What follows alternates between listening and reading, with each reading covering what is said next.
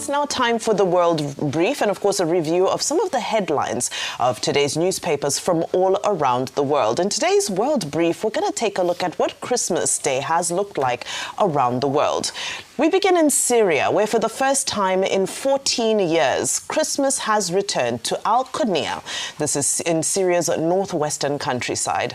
Al-Qunia endured the presence of multiple armed factions throughout the conflict, from Free Syrian Army groups to the Islamic State IS group and later Hayat Tahrir al-Sham and foreign fighters. Around 150 families, roughly 300 people, remained throughout the years of fighting, enduring severe shortages and insecurity.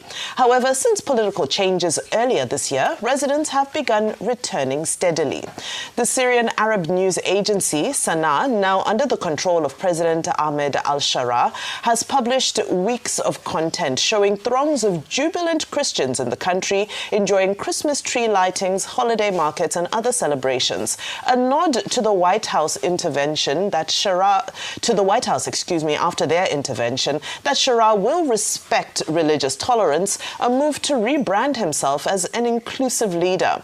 Now, although many Syrians will not easily forget the horrors inflicted to them during al-Sharaa's time as a jihadist, there is now a glimmer of hope that religious tolerance in Syria will not be used as propaganda, but that it has possibly come to stay.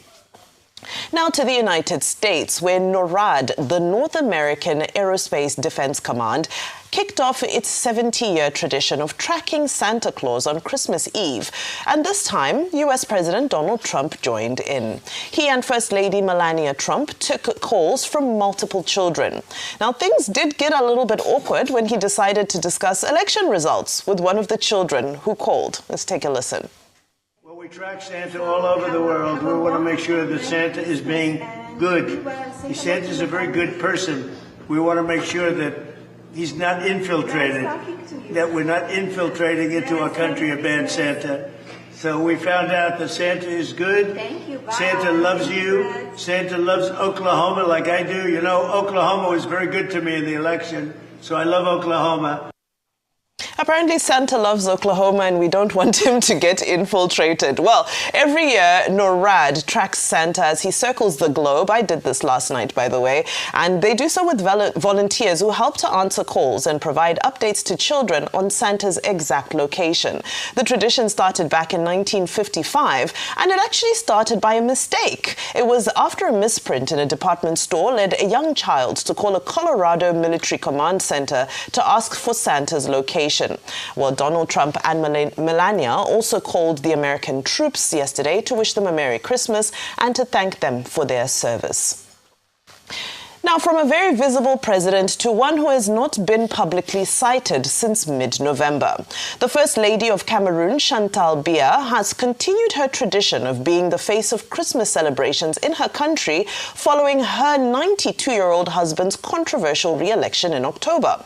Paul Biya, who has commenced his 8th term as president, extending his rule beyond over 40 years, was last seen in public on November 19 when he hosted the Vice President of the Republic of Equatorial Guinea, His Excellency Teodoro Nguema Obiang Mange.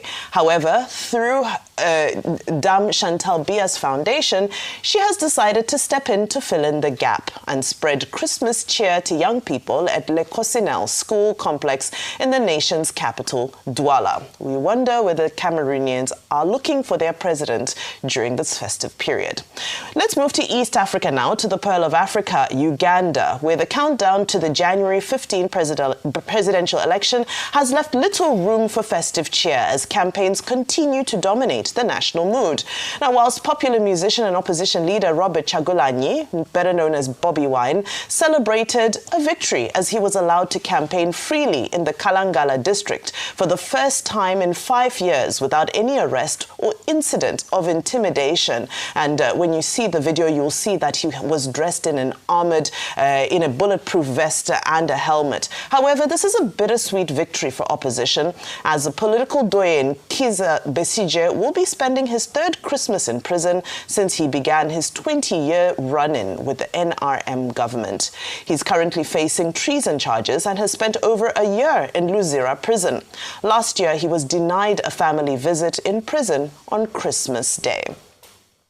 We round up on a much lighter note with a Christmas tradition from South Africa's southern province of KwaZulu-Natal, where a town called Msinga has maintained a tradition called Ihlamvu, where the community welcomes home the breadwinners who return from their lives in the cities to celebrate with their loved ones.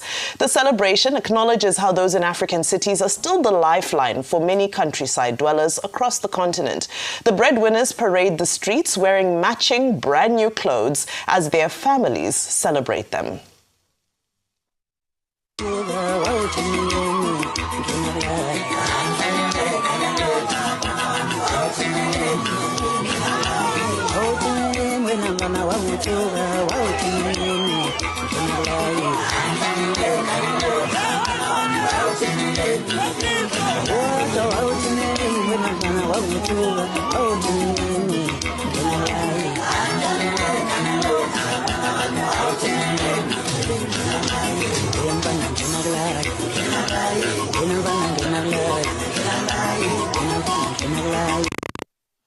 Isn't it amazing how, as Africans, no matter which part of the continent we're on, we have so many similarities and we celebrate in very similar ways. It's about going home to the village. Now, let's take a look at our news headlines from across the globe as reported from the front pages of newspapers.